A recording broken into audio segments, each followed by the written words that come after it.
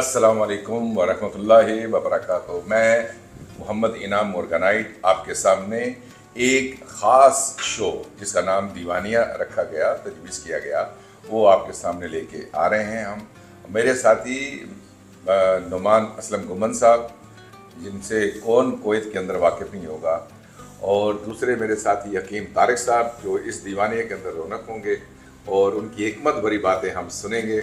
और चौथे हमारे इमरान साहब, इमरान ज़फ़र साहब जो हैं इस प्रोग्राम के डायरेक्टर भी हैं, प्रोड्यूसर भी हैं, और ये उन्हीं का चैनल है जिसके ज़रिए से हम इस दीवानिया शो को आगे लेके जाएंगे। पिछले दिनों बहुत सारे बुज़ुर्गों ने और बहुत सारे साथियों ने बहुत तजावीज़ दी कि हमारे यहाँ जो इंफॉर्मेशन का और मालूमात का या जो मुख्तलिफ़ मसाइल होते हैं माशरे के अंदर, उनकी रसाई तक, उन मसाइल को हल करने तक कोई बाकायदा जो लोग हैं वो दस्तयाब नहीं हैं।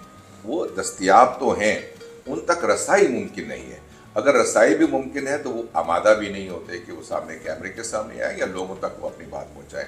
तो हम सोचते रहे कि कोई सिस्टम, ऐसा कोई तरीक़ाकार किया जाए, ऐसी बैठक की जाए, ऐसी कोई महफिल की जाए जिसमें लोग आकर हमसे मिलें, बात करें और उनसे हम वो बातें, वो इन्फॉर्मेशन जो लोगों के मसाइल के पर मबनी होती हैं, वो बातें हम लोगों तक पहुंचाएं। हमने सोचा कि हम ऐसा कोई प्रोग्राम शुरू करते हैं। उस प्रोग्राम के हवाले से हमने बड़ा सोचा कि उसका मौजू क्या होगा। तो हमने बड़े मौजू सोचे। हमने कहा पहला ये मौजू होना चाहिए कोई खानगी मामला हो, कोई हमें ऐसा हो कि वालिदैन की तरबियत के लिए हो, कोई ऐसा हो कि बच्चों को कैरियर काउंसिल की बात हो, कोई ऐसी बात हो जिसमें हम लीगल एडवाइस लोगों को कर सकें, कोई ऐसी बात हो जिसमें हम लोगों को इस मद में बताएं कि ट्रैफिक के अंदर जो मसाइल होते हैं, जो दूसरे मसाइल जो पाकिस्तानियों को यहाँ पे दरपेश है, उनका कोई मौजू रखें। तो ये बहुत सारे मौजूआत को जब डिस्कशन करने लगे तो उसमें से हमने एक लिस्ट बनाई। हम चारों ने बैठ के लिस्ट बनाई। उसमें से हमारे कम्युनिटी के बहुत अहम लोग भी, जिनका नाम यहाँ पे दानिशतन मैं नहीं ले रहा, कि वो उन्होंने हमें मशवरा दिया कि इस नौयत का एक प्रोग्राम करें। जब हमने इसकी लिस्ट बनाई तो उस दौरान में एक कहानी मेरे सामने से गुजरी। वो कहानी ये थी, वो एक ऐसी बस्ती थी जिस बस्ती में बहुत गरीब लोग रहते थे। उस गरीब बस्ती के दो छोटे छोटे बहन भाई बच्चे थे जो कि खेलते खेलते समंदर के किनारे चले गए। जब वो समंदर के किनारे गए तो वहाँ पर ये बच्चे 4 से 5-6 साल की उम्र के दोनों बहन भाई थे। तो ये खेल रहे थे तो भाई ने क्या कोशिश किया कि वहाँ पर छोटे छोटे सीप जमा करने शुरू कर दिए। तो उसने बहुत सारे सीप जमा करके धो धा के साफ करके अपनी जेब भर ली, अपनी दामन भर लिया। तो बहुत थक गए। तो फिर जब वापस जाने लगे तो थोड़ी दूर उनका घर था कि छोटी बहन ने कहा अपने भाईजान से, बड़े भाई जो एक छोटा सा बड़ा था उसने कहा कि मुझे भूख लगी है। तो वो सामने ही एक दुकान थी, उस दुकान के ऊपर उन्होंने देखा कि वहाँ पे चॉकलेट थी। उसने वहाँ पे उसका भाई गया, उसने बड़ा भाई होने का वो इजहार किया। उसने दुकानदार से कहा कि ये चॉकलेट दे दीजिए, मेरे अपने बहन को खिलानी। तो उसने चॉकलेट ले ली। तो जब तकाजा उस दुकानदार ने किया कि उसके पैसे अदा करें, तो उसको तो पता नहीं था कि पैसे भी देने होते हैं। तो उसने सीप उसके सामने रख दिए। जब उसने सीप सामने रखे तो उसने, दुकानदार ने उस बच्चे को देखा और फिर उसमें से गिन के 6 सीप उसने रख लिए, बाकी सीप उसको वापस कर दिए। तो बच्चा वापस बाकी उसने सीप उठाए, अपनी बहन को चॉकलेट दी और अपने घर की तरफ रवाना हो गया। दुकानदार जो वहां पे बैठा हुआ था, उसका जो नौकर था, उसने कहा चाचा जी ये आपने क्या किया, ये तो आपने पैसे नहीं लिए, आपने सीप के बदले में चॉकलेट खिला दी उसको। तो उस बंदे ने एक ऐसा खूबसूरत जुमला कहा। उसने कहा कि मैंने उस बच्चे के दिल के अंदर एक नेकी डाली है, एक भलाई करने की रमक डाली है। वो ये कि ये बच्चा जब बड़ा होगा तो इसको यकीनन पता चल जाएगा कि चॉकलेट जो है वो पैसों की नहीं आती है, लेकिन उसके दिल के अंदर ना ये एक गुडनेस का बिलीव आएगा, एक अच्छाई होती है। फिर वो सारी ज़िंदगी इसको लौटाता रहे। जब वो लौटाएगा तो जिन जिन लोगों को लौटाएगा वो फिर आगे आगे इन गुडनेस की बिलीव को लौटाएंगे, तो माशरा एक बहुत खूबसूरत एक माशरा शक्ल इख्तियार कर लेगा। हम चाहते हैं इस एजुकेशन को लोगों तक पहुंचाएं। अब जो मौज़ूआत हमने सोचे थे, हमने सोचा कि ये मौज़ूआत तो हम करेंगे, लेकिन इसकी नीयत ये है कि हम एक लोगों को, अपने लोगों को एजुकेट करेंगे कि वो एक नेकी की तरफ आएँ, एक अच्छाई की तरफ आएँ। और गुड बिलीव कैसे, गुड बिलीव कैसे होता है कि जैसे हम यहाँ पे ट्रैफिक के अंदर गाड़ी चला के जा रहे हैं तो हमें हमें जो पीप पाप होती है और गाड़ियाँ एक दूसरे से निकलने की कोशिश करती हैं तो हमें रास्ता दे देना चाहिए। हमें अगर एक पार्किंग में एक जगह पार्किंग की जगह मिलती है तो बजाय ये कि हम लड़ाई करें, हम दूसरे को कहेंगे कि आप ले जाइए। वो खातून अगर ड्राइविंग कर रही होती है तो हम उसको पहले रास्ता जगह दे देते हैं। तो ये एक ऐसी चीज़ें हैं जो कि माशरे के अंदर एक अच्छाई को पैदा करती हैं। ये वो मेन रीज़न है। जब हम ये सोच रहे थे तो हमने कहा कि इस नीयत की बदौलत हम चाहते हैं कि हम कुवैत में करें। तो हमने जब ये पहला प्रोग्राम तजवीज़ किया तो यकीन करें कि हमें यक वक्त हम लोगों के चारों के जहनों में जिस शख्सियत का तासुर आया, वो शख्सियत एक ऐसी शख्सियत थी कि जिसके मुतलिक हम ये कह सकते हैं कि उन्होंने जगह जगह पर इस गुडनेस का बिलीव के असरात छोड़े।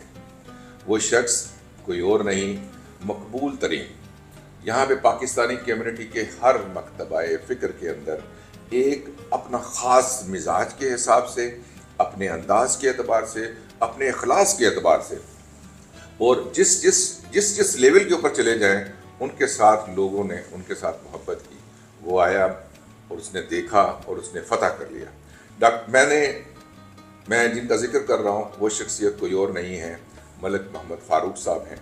वो जो यहाँ पे सफारतखाना पाकिस्तान से अरसा तकरीबन 2 साल से तैनात हैं। इससे पहले कि मैं जनाब मोहतरम सफ़ीर पाकिस्तान जनाब मलिक फ़ारूक साहब को कुछ कहने की दावत दूँ, मैंने हमेशा जब भी आपको देखा तो मेरी एक शख्सियत जो है ना मेरे जहन में बहुत उभर कर सामने आई।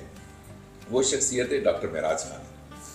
अच्छा, डॉक्टर महराज खालिद में और आपके अंदर जो मासियत है ना, वो एक तो ये कि वो भी बड़े पढ़े लिखे और बड़े खुले डुले से, और एक कोई तसन्नो या बनावट नहीं थी। उनके हाथों में विल्स का पैकेट होता था, मैंने अपनी आंखों से देखा।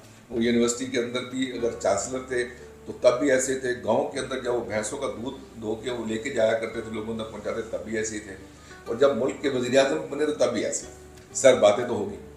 सबसे पहले तो हम आपकी तरफ आते हैं, मेरे साथियों का तारफ़ आपके सामने हो गया। तो आप ये एक ऐसी दीवानिया की नशिस्त है जिसमें कोई सवाल जवाब नहीं है। इसमें हम ऐसा भी नहीं है कि जो ताबड़तोड़ सवाल करते हैं, जी आप ये बताएं तो वो क्या, नहीं। सर, आपसे हम गुफ्तगू करने आए हैं, आपको लोग सुनना चाहते हैं, आपको लोग जानना चाहते हैं। जानते तो हैं, आपको हर बंदे का इश्तियाक है कि मैं मलिक साहब को अंदर से देखूं, कैसे हैं, किस तरह से हैं, तो आपको लोग इतनी मोहब्बत करते हैं। तो ये थोड़ा सा बताइए कि आप अपना सबसे पहले तो अपना अगर आप तारुफ करा दें कि आप किस शहर से, किस जगह पर पैदा हुए, तालीम कहाँ पे हासिल की, उसके बाद अगली बात करें। बिस्मिल्लाहिर्रहमानिर्रहीम। सबसे पहले तो आप सब लोगों का शुक्रिया, और नाम आपने प्रोग्राम का रखा दीवानिया, तो ये मेरे दिल को भी लगा है, और ख़ास कर कुवैत में। मैं कल भी एक यहाँ पे कुवैती न्यूज़पेपर से से बातचीत करने के लिए, तो उनको भी उसने मेरे से सवाल पूछा कि कुवैत की कौन सी चीज़ है जिसको सबसे ज़्यादा आपने पसंद किया या आपको याद रहेगी, तो मैंने उसको दीवानिया का ही जिक्र किया, जो एक बड़ी खूबसूरत रवायत है। और बहुत सारे मुल्कों में पहले भी होती होगी, ख़ासकर गल्फ़ में, लेकिन with the passage of time आप देखते हैं कि वो ख़त्म हो रही है ये रवायत, लेकिन कुवैत में अभी तक इंटैक्ट है। और माशाल्लाह ये बहुत खूबसूरती से और बड़ी बाकायदगी के साथ एक दूसरी फैमिली के यहाँ, या दोस्त या बिजनेसमैन जो है, या इवन टॉप गवर्नमेंट ऑफिशियल्स जो है, वो इवन जो कैबिनेट मेंबर्स हैं, उनको भी मैंने डिफरेंट दीवानियाज़ में मैंने देखा। तो आपने भी नाम बड़ा अच्छा चुना, और मेरे लिए बड़ी खुशी, एजाज़ और फ़ख्र की बात है। जैसे आपने अपने इब्तिदाइया में कहा कि मैं शायद इस प्रोग्राम का पहला मेहमान, तो ये भी मेरे लिए खुशी की बात है, और मेरी दुआ है कि अल्लाह ताला जो आपने जिस तरह के चंद मौज़ूआत का जिक्र किया इसमें, और ये वाकई ही बेसिक या शायद एट टाइम्स आपको लगता है छोटे मसाइल हैं, लेकिन बाज़ दफ़ा ये छोटा मसला भी अगर उसके ऊपर तवज्जो ना दी जाए और फौरी तौर पे उसका हल ना तलाश किया जाए, तो वो भी बड़ा मसला बन जाता है। और ख़ासकर जब आप दियारे गैर में रह रहे हो, तो उस मुल्क के कानून, कायदे, रीत रवाज, सारी चीज़ों से वाकिफ़ होना और बल्कि उनकी पाबंदी करना लाजिम होता है। तो मैं अपनी तरफ से भी और सफारतखाने की तरफ से भी आपको वेलकम भी करता हूँ, और दुआ भी है कि अल्लाह ताला इसी तरह आप सब लोगों को जो ये टीम इकट्ठी हुई है, नुमान मेरे लिए भी हमेशा एक बड़ी सोर्स ऑफ मोटिवेशन रहा है वो, और जो खासकर कैंप्स जितने भी जब से मैं यहाँ पे हूँ मैंने देखा है तो वो बड़ा एक्टिव रहता है। इवन अदरवाइज भी कम्युनिटी के बाकी इवेंट्स भी वहाँ पे Numan has always been there. तो I wish all of you best of luck इंशाल्लाह। बाकी जो आपने कहा कि कुवैत में लोग ज़्यादातर लोग, मैं एक सिंपल सीधा सा इंसान हूँ और कोशिश ये करता हूँ कि ईमानदारी और खुलूस नीयत के साथ, पूरी दयानत के साथ अपना काम भी करूँ, और ख़ास कर अपनी जो पाकिस्तानी कम्युनिटी है उनके साथ अपने आप को उनमें से ही एक तस्वर करूँ। ठीक है, एक सरकारी पोजीशन है, एक गवर्नमेंट की तरफ से कुछ चीज़ें सौंप दी गई हैं जो मेरी जिम्मेदारियों में आती हैं, लेकिन एक साथ साथ मैं एक आम पाकिस्तानी शहरी भी हूँ, और मुझे अपने पाकिस्तानी कम्युनिटी यहाँ पे कुवैत में जितनी है उन सारों के साथ मिलना, बैठना, बात करना, मौज़ूआत के ऊपर डिस्कशन करना, भले ख़ासकर कुवैत के बारे में जानने के लिए उनसे समझना सीखना का बहुत मौका मिला। और यहाँ पे मैं जितनी भी हमारी पाकिस्तानी कम्युनिटी है उन सब का सबसे पहले मैं शुक्रिया भी अदा करता हूँ कि उन्होंने बहुत सपोर्ट किया, बहुत इज़्ज़त दी, और हमेशा सफारत खाने के साथ शाना बशाना रहे हैं। और तमाम जगहों के ऊपर जहाँ पे भी मैंने कभी कोई इशू हाईलाइट किया, फ्लैश किया, डिस्कस किया, तो उन्होंने अपनी पूरी दयानतदारी और खुलूस नीयत के साथ मुझे मशवरा भी दिया और बैड टाइम्स बल्कि रास्ता भी दिखाया। तो मेरे अपने बारे में, मैं बेसिकली रावलपिंडी की एक तहसील है गुजर खान, वहाँ से ताल्लुक़ रखता हूँ, और तालीम मेरी ज़्यादा पिंडी की है। गवर्नमेंट कॉलेज से मैंने ग्रेजुएशन की थी, था मैं साइंस स्टूडेंट और न्यूक्लियर साइंटिस्ट भी बनना चाहता था। और लेकिन सम हो कहते हैं ना कि ज़िंदगी में आपको नहीं पता चलता कि आपकी एक इंसान सोचता है एक रब के साथ ने भी आपके लिए लिखा होता है, और होता वही है जो अल्लाह ने लिखा होता है, इंसान कोशिश ज़रूर कर सकता है। तो वो ये सम हो कि बस ऐसे हालात बनते गए कि अल्टीमेटली मैं CSS के इम्तहान में लैंड कर गया सम हो, और ये अल्लाह की मेहरबानी और मेरे माँ बाप की दुआ है कि उसमें कामयाबी भी हुई। और फिर मुझे एक और एहसास और फ़ख्र की बात यह है कि मैं फॉरेन सर्विस ऑफ पाकिस्तान का हिस्सा बना, और तकरीबन अब मुझे 31-32 साल हो गए हैं नौकरी में, और बहुत सारी जगहों पे पोस्टिंग रही हैं। और कल मैंने अखबार वाले को भी बताया कि हर जगह पे मेरी 3-3.5 साल की पोस्टिंग है, और कुवैत की शायद सबसे कम है, लेकिन सबसे बेहतरीन टाइम। मैं अगर सारी पोस्टिंग्स को एक तरफ कर दूँ और दूसरी तरफ कुवैत की पोस्टिंग को रखूँ तो शायद अभी भी पलड़ा कुवैत का भारी होगा। मैंने ऐसी जगहों पे भी पोस्टिंग्स की हैं जहाँ पे पाकिस्तानी कम्युनिटी लिए बहुत अच्छे रहे हैं, बहुत सपोर्ट किया उन्होंने। मेरा तो हमेशा एक अवामी स्टाइल रहा है, क्योंकि काउंसलर सेक्शन मेरे अंडर ही रहा है हमेशा, जब मैं खासकर डेप्यूटी हेड ऑफ मिशन था, तो वहाँ पे कम्युनिटी के साथ आपका डायरेक्ट इंटरेक्शन होता है, तो वो सबके साथ ही रहे हैं। लेकिन कुवैत में बिल्कुल मुख्तलिफ एक्सपीरियंस है। और जैसे मैंने पहले कहा कि बहुत ज़्यादा ख्याल रखा गया, और मैं कहता हूँ कि ओवरऑल अगर मैं अपनी कम्युनिटी को सम अप करूँ तो वो ये है कि ये बहुत ही ज़्यादा नफीस और इज़्ज़त और ख्याल रखने वाले लोग हैं यहाँ पे मौजूद।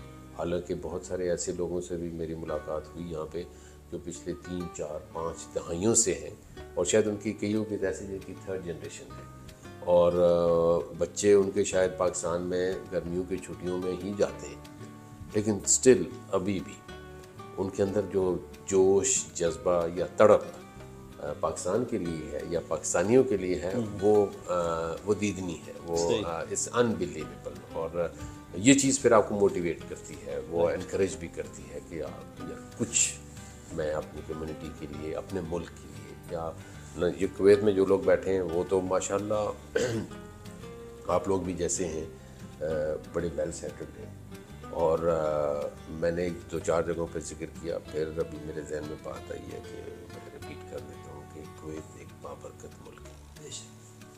ये इसमें बरकत है, अल्लाह की तरफ से खास करम है इस मुल्क के ऊपर। मुश्किलें इन्होंने भी देखी हैं और लेकिन इसके बावजूद ख़ास करम है यहाँ पे।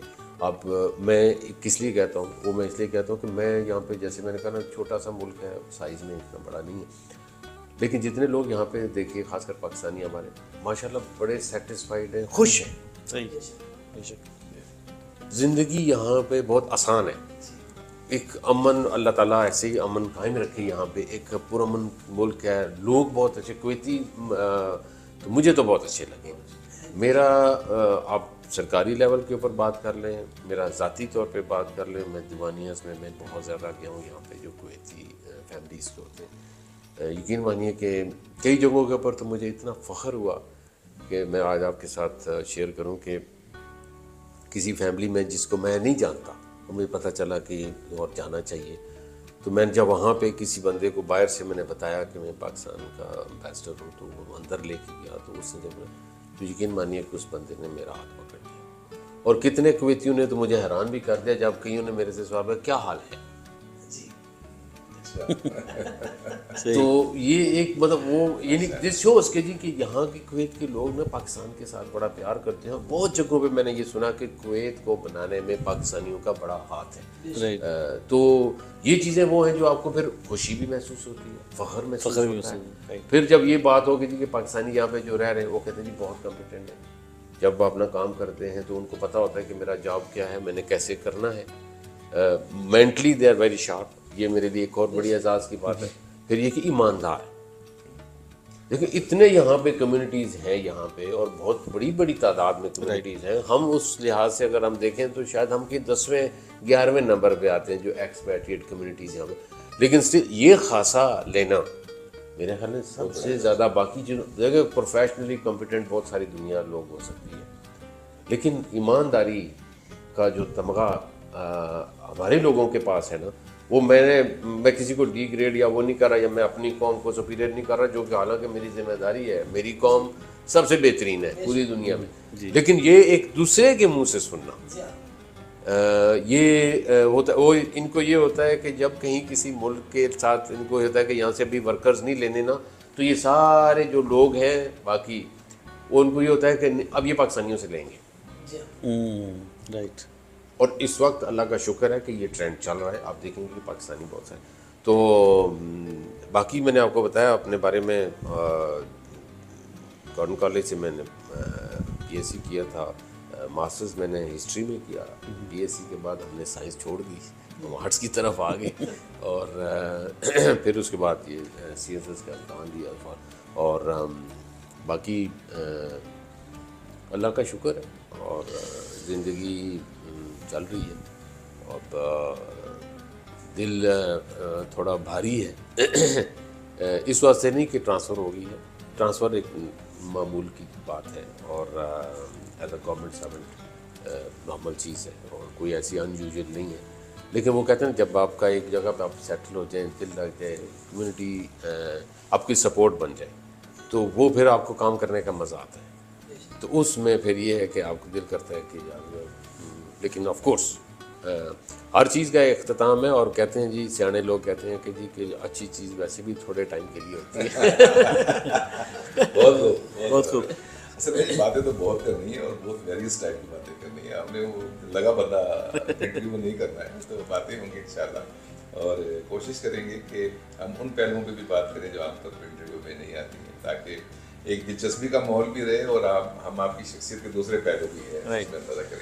जी इमरान साहब क्या कहेंगे? सर, वक्त के साथ साथ इंसान में बड़ी तब्दीली आती है, एज के साथ साथ। बचपना कभी इंसान भूलता नहीं है। आपका बचपना कैसा गुजरा? क्या शरारती थे आप? कोई वाकया सुनाइए हमें। कभी सुना, किसी को आपने सुनाया और सारे बड़े महसूस हुए। हम इस चैनल की वसादत से भी अपने देखने वालों को बताना चाहते हैं कि आप बचपन में कैसे थे। नहीं, बचपन में जिस तरह नॉर्मल सारे शरारती होते हैं और शैतानी कोई छोड़ते नहीं है, इसी तरह मैं भी ऐसे ही था। हम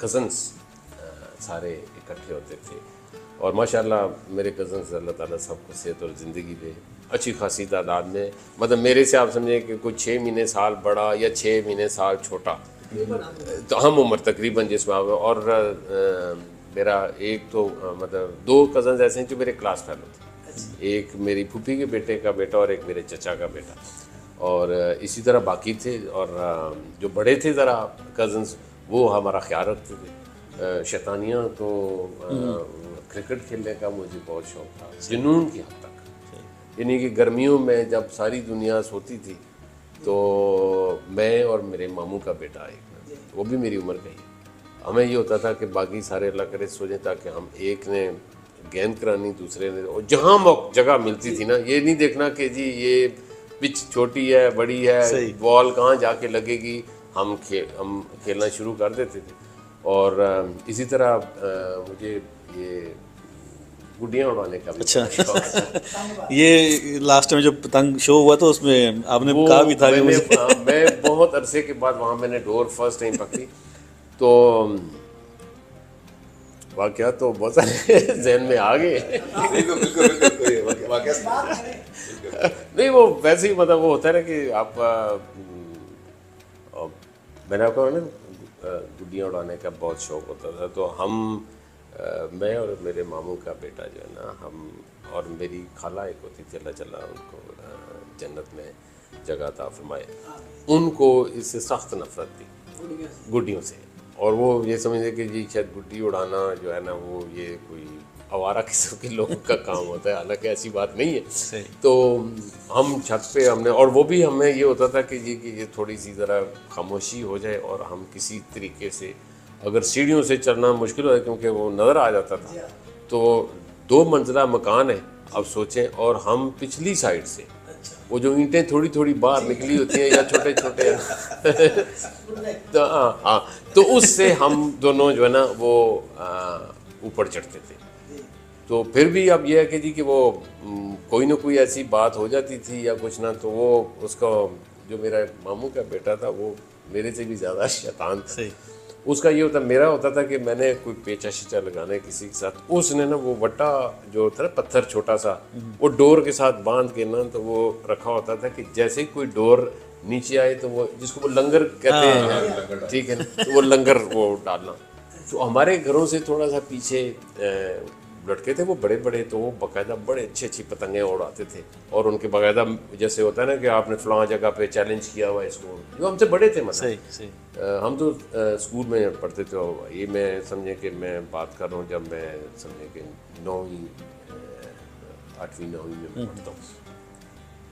हमने भी एक दिन इसी तरह यही वारदात डाली कि हमने पीछे से जनाब चढ़े, और एज यूजल तो मैं तो एक तरफ खड़ा था, तो कोई पेचा शेचा लगा हुआ था, उसकी आंख भी बड़ी तेज़ थी, डोर उसको बड़ी अच्छी नज़र आती थी, तो उसने वो लंगर फेंका और वो जनाब उसने नीचे खींच दी डोर नीचे, वो पीछे से जिनका था उसका पेचा बहुत दूर गया हुआ था, उसकी पतंग बहुत दूर थी, यानी कि समझे कोई कटी नहीं जा रही पतंग। तो वो जब इसने डाल के दरमियान से वो नीचे लड़का कर लिया और उसकी काट दिया और कंट्रोल पतंग का अपने हाथ में ले लिया, तो उसने बड़ा पीछे से पहले वो आवाज़ें निकालता रहा कि ना करो ना करो। खैर ये कौन सा बाज आने वाला था, अच्छा मैं भी साथ ज़ाहिर हम जोली थे तो मैं भी साथ इसके, अच्छा पतंग बहुत बड़ी थी, तो हमने खैर हमने गुड्डा अभी क्या उतारना था, उन्होंने जनाब पत्थरों की बारिश शुरू कर दी जो जनाब हमारे घर के अंदर न कोई आके किधर लग, हम तो वो जो छत के ऊपर वो जो मोर्चा ही समझे, उसके पीछे हम ज़ाहिर बैठ रहे थे हमने, क्योंकि पत्थर आ रहे थे, वो पत्थर आगे गए, कोई किधर लग रहा है, कोई दरवाजे को लग रहा है, कोई पता नहीं कहाँ किसी को भी। तो मेरी खाला की मेरी कहीं आँख खुल गई, उन्होंने देखा कि ये पत्थर कहाँ आ रहे हैं जनाब। वो मेरे भाई हम बहन भाइयों में सबसे बड़े थे, अल्लाह जन्नत बख्शे, उनकी भी 98 में डेथ हो गई थी। वो शाम को वापस आए तो लो जी हमारी कचहरी लग गई तो ये जी इन्होंने आज ये किया है, और वो मेरी खाला ने वो एक जहाँ जहाँ पत्थर का डेंट लगा हुआ था ना, वो बारी बारी सारा मेरे भाई को दिखाया, और जनाब कि जी ये मेरी फारूक और जाहिद नाम है मेरे मामू के बेटे, ये इनकी वारदात है। वो भाई मेरे ने देखा, शेखा, खैर अच्छा ठीक है, टेंशन ना। भाई बड़ा मेरा भाई बहुत ही बस वेरी कूल, काम और खामोश तबीयत आदमी थी। तो खाला तो समझ रही थी कि बहुत बड़ा यहाँ भी जनाब बड़ी फुट लगेगी है। तो वो खैर भाई ने मुझे कहा कि यार क्या है वो, मैंने कहा जी हमने उसका किया पत्थर, उन्होंने वो उसको ये भी था कि पत्थर उन्होंने मारे क्यों। अब वो हम जब ये बता नहीं रही थी पत्थर उसने मारने थे, क्योंकि हमने तो उसका गुड्डा खींचा था नीचे। खैर वो हम कि वो कौन है, मैं देखता हूँ कि वो कौन है, उनकी तरफ ना। अब हम ये कह रहे हैं कि ये गुस्सा उनके ऊपर करें, लेकिन उनसे जाके पूछे नहीं। सही कि पूछेंगे तो कहेंगे जी इन्होंने ये तो वो क्यों भाई मारे हैं। तो वो खैर बड़ी मुश्किल से जनाब हमने वो ये मामला रफा दफा किया और हमारे ऊपर बैन लग गया। मेरे वालिद साहब को क्रिकेट से सख्त नफरत थी जी। तो हम तो इंतज़ार करते थे छोटा टाइम मिले, जैसे मैंने आपको कहा। अच्छा आप जाहिर है जब स्कूल या कॉलेज की टीम में तो आपको किट पहननी पड़ती है, वो सफ़ेद रंग का जो उसकी क्रिकेट का यूनिफॉर्म। तो वो मैं कॉलेज के लिए सुबह जा रहा, तो वो उन्होंने कितने जा रहे हैं जी, मैं कॉलेज जा रहा हूँ। कल भी तूने यही कपड़े पहने हुए थे आज। तो मैंने कहा जो मैच है उसके बाद ना, अच्छा ठीक है। तो 4 दिन क्योंकि इंटर कॉलेज टूर्नामेंट्स होते थे, अब शायद पता नहीं होते हैं कि नहीं होते, तो वो होने वाला था। तो मुझे ये था जी कि मैं आपको मिस ना करूँ, तो ये ना हो कि फाइनल सिलेक्शन में मैं आउट हो जाऊँ जी। रोज़ वो करते थे जी, प्रैक्टिस होनी। 8 स्टूडेंट से ज़्यादातर तो साइंस के कम स्टूडेंट से, तो मैं क्योंकि प्री इंजीनियरिंग का स्टूडेंट था, तो हमारे प्रैक्टिकल भी होते थे फिजिक्स और केमिस्ट्री का। एंड उसी टाइम के ऊपर क्रिकेट की प्रैक्टिस शुरू हो जाती थी गवर्नमेंट कॉलेज में जी। तो हमने प्रैक्टिकल छोड़ देना, अच्छा, और जाके वो क्रिकेट के लिए जाहिर है 10 दिन नहीं गुजरे तो फिर इत्तेफाक से मेरा सुबह के टाइम से इसी तरह मैं मोटरसाइकिल पे निकलने लगा। तो मैंने इधर आओ, किधर जा रहे हैं तुम? मैं कॉलेज भी गया। यार ये कॉलेज का यूनिफॉर्म है। मैंने कहा नहीं। तो फिर तू ये क्यों पाई है ना? मैं कहा जी वो, उन्होंने कहा जी बस आज के बाद क्रिकेट होगी या मेरा घर जी, एक फैसला कर लो। अच्छा, क्योंकि क्रिकेट मैं तुझे खेलने के लिए कॉलेज नहीं भेजता, सही है, पढ़ने के लिए भेजता हूँ, और पढ़ना है तो मेरे घर में इजाज़त है जी, वरना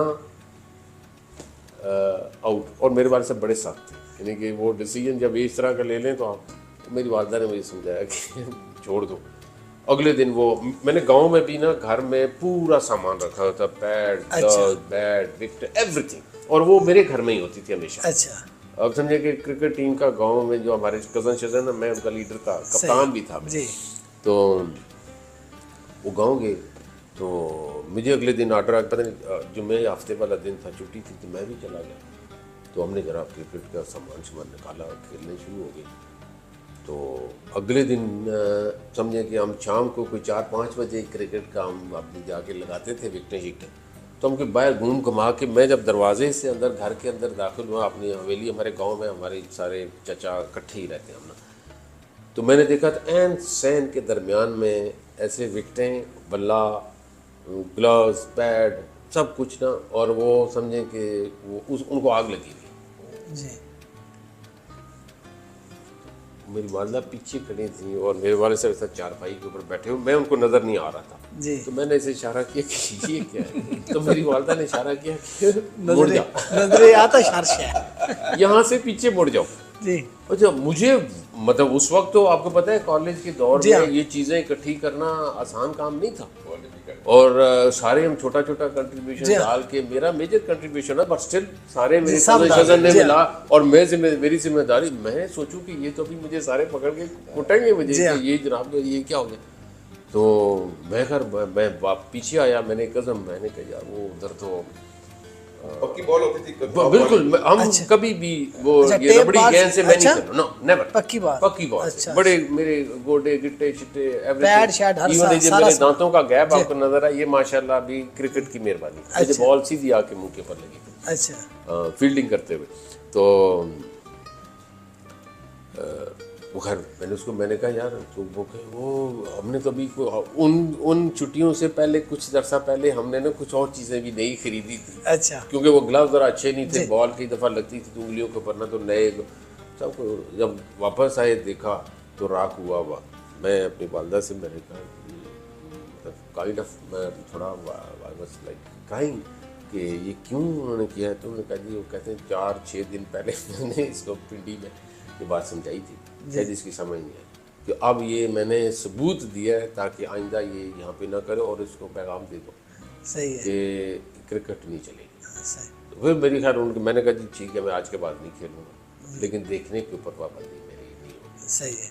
तो उन्होंने अच्छा उनका ख्याल था कि मैं कितने देखूंगा। तो टेस्ट मैच जो उस वक्त होते थे आपको पता है 5 दिन का और आखिर में ड्रा होता था, बल्कि कई दफ़ा तो 2 इनिंग्स भी नहीं पूरी होती थी। तो मैं जिद में घर में मैं कॉलेज नहीं जाता था, मैं सुबह 9:45 पे PTV ऑन करके बैठ जाता था और सारा दिन मैं टेस्ट मैच देखता रहता। अच्छा वैसे आपका ना हौसला भी बड़ा है।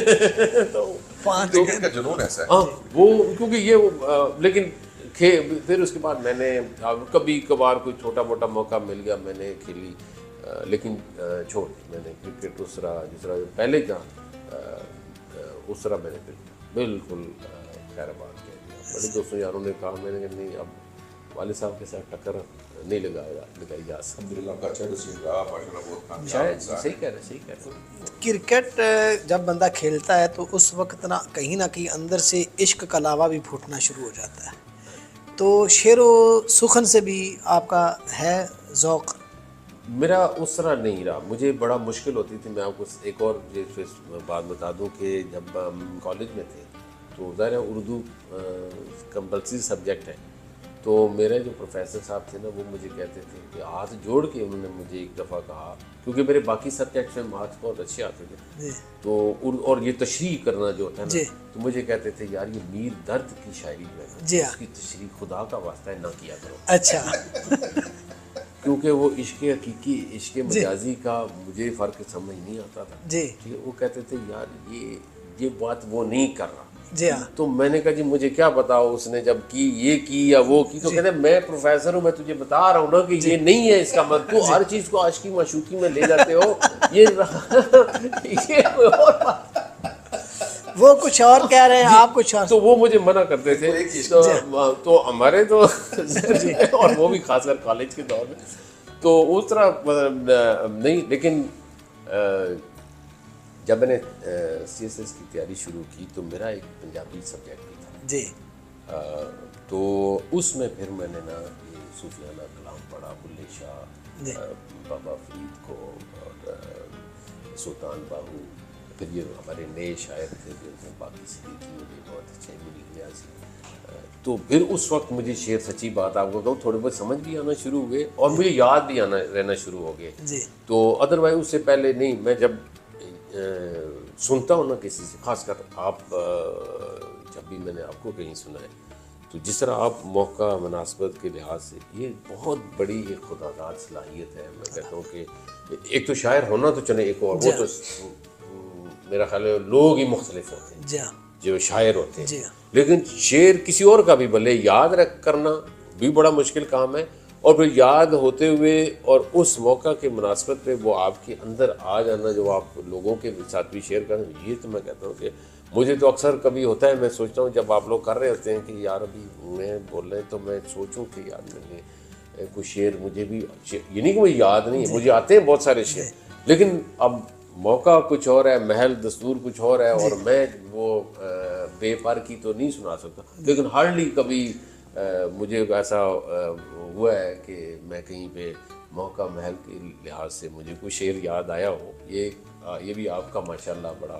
खासा है और इस तरह इससे ज़्यादा का नहीं है। ज़िंदगी जो है ना वो मैंने आपको बताया, मैं एक शरीफ था लड़का था और सच्ची बात है मैं वालिद साहब से बहुत ज़्यादा करता था। मेरे वालिद साहब बहुत सख्त थे, मतलब इतना सख्त थे कि हम जितने कज़न से वो बाकी और जितने हमारे चाचे थे या वो उनके सामने फिर थोड़ा बहुत दाएं बाएं हो जाते थे, लेकिन जब मेरे वालिद साहब का कहीं हुक्म आ जाता था तो मेरे लिए तो खैर समझे बाइंडिंग प्लस बाइंडिंग है ना, उनके लिए भी होता था। तो वो इस वजह से कहीं होता था कि कहीं उनको, क्योंकि ये था कि जी मेरे घर में मुझे किसी जगह से तेरी शिकायत नहीं आनी चाहिए। जी मतलब कॉलेज में आप पढ़ते होते जी। हैं, दोस्ती जारी होती है, फिर कभी इधर जाना वो पटाना तय करना, तो इस चीज़ से बड़ा बहुत ज़्यादा डर लगता था। और वो बाकी ये जो मैंने पतंग का आपको जिक्र किया, ये उड़ाना या क्रिकेट खेलना या बाकी कहीं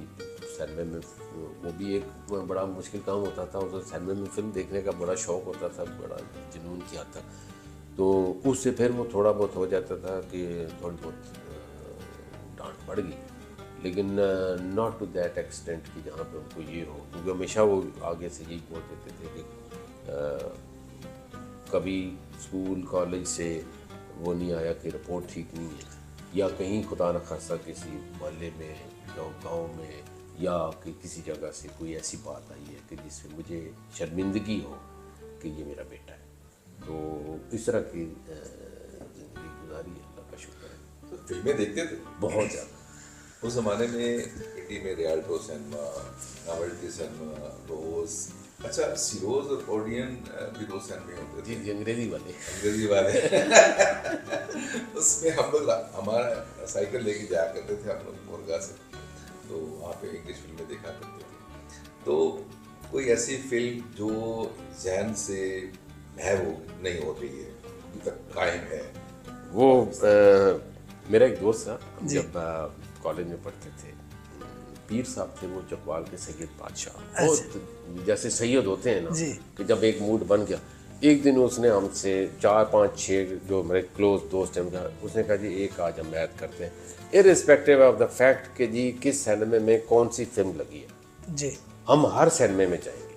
तो मैं आपको आज, वो कहता था मुझे उस वक्त ये बात कि कभी तुम ये बात सारों को कहता था, खुद भी हो सकता है वो इस वक्त अल्लाह ताला उसको सेहत और ज़िंदगी दे, यूके में है, कि वो कहता था कि हम एक रिकॉर्ड कायम करते हैं पिंडी में 1988, 87, 89 कोई ऐसा सिनेमा नहीं जिसमें मैंने फिल्म ना देखी। अच्छा वाह, ये देखे बगैर मुनफरिद रिकॉर्ड है। पूरी पिंडी। हमारा दौर ऐसे ही है। अच्छा, जो आपने बात की कि जी कि वो जब आप देखें कि थोड़ी पाबंदी हो ना कि नहीं जा सकते, उस वक्त हम, मुझे याद है हम कज़न्स एक दफ़ा ईद पे स्पेशल शो लगता था, तो हमने प्रोग्राम बना लिया। अब निकलना बड़ा मुश्किल हो रहा है क्योंकि नज़रें बहुत ज़्यादा है, और हमारे जो बुज़ुर्ग थे ना उनको भी पता होता था कि ये अब कहीं ना कहीं ये 4 5 6 10 का टोला कल्टी मारेगा। तो खैर हमने हम हो मैनेज कर लिया और हम निकल आए, और हमने देखा वो एक दिन बहू का बिंदिया की शायद वो फिल्म थी, वो क्योंकि वो मुझे इसलिए याद है, वैसे तो बहुत सारी देखी हैं, और ये जावेद शेख और सर उस दौर में एक दौर आया था अली इजाज और रानी का और मुमताज़ का, उसमें नूरजहान के गाने बड़े हिट हुआ करते थे, और हम वो मेरा भी दौर था। उस दौर में दोस्तों का ग्रुप पूरा हम कहते थे कि जैसे ही ये फिल्म आती थी अली इजाज की और मुमताज़ की, तो हम फौरन जाके देखते थे, पहला शो देखते थे। उस दौर की कोई फिल्म याद है आपको? नहीं, ये जो पंजाबी फिल्मों का दौर है, मेरे ख्याल में मोती महल जो सिनेमा था ना, उसमें देखी थी मेरे ख्याल में इसकी साला साहब, साला साहब, ठीक है। धी रानी भी एक, तो सुल्तान राय की, तो मैं सुल्तान राय मरहूम was not to my liking, क्योंकि बहुत ज़्यादा वो एक ही बंदा 100 बंदों बड़े अच्छे किए, मुझे बाप बना। उससे बेहतर ये कॉमेडी, जब अली इजाज और नन्ना का जो ग्रुप आया था ना जी, जो आपस में इनका एक बड़ी अच्छी जोड़ी थी और थोड़ी मज़ाहिया फिल्म थी, वो ज़्यादा शौक़ से देखते थे।